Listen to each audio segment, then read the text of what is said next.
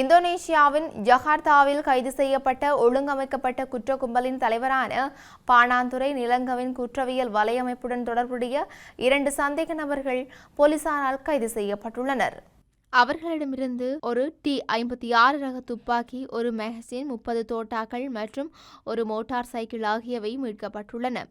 எம்பிலிபிட்டியோ சுரங்க என்று அழைக்கப்படும் ஒருவரையும் ஹரணி பகுதியில் வசிக்கும் மற்றொருவரையும் களுத்துறை குற்றப்பிரிவு அதிகாரிகளால் கைது செய்திருக்கின்றார்கள். கைது செய்யப்பட்டவர்களில் முதலாவதாக எம்பிலிபிட்டிய சுரங்க பாணாந்துறையின் அருக்கொட பகுதியில் ஒரு வாடகை வீட்டில் மறைந்திருந்து கண்டுபிடிக்கப்பட்டுள்ளது. கைது செய்யப்பட்ட போது அவரிடம் ஒரு மோட்டார் சைக்கிள் மற்றும் 5 கிராம் ஐஸ் போதைப்பொருள் இருந்துள்ளது.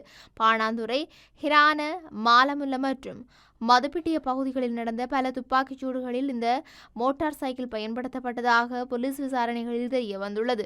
பாணாந்துறை நிலங்க கும்பலின் துப்பாக்கிச்சூடு, கொலைகள் மற்றும் போதைப்பொருள் கடத்தலுக்கு மோட்டார் சைக்கிள்களை வழங்குதல் மற்றும் திட்டமிட்டதாக அவர் மீது குற்றம் சாட்டப்பட்டுள்ளது.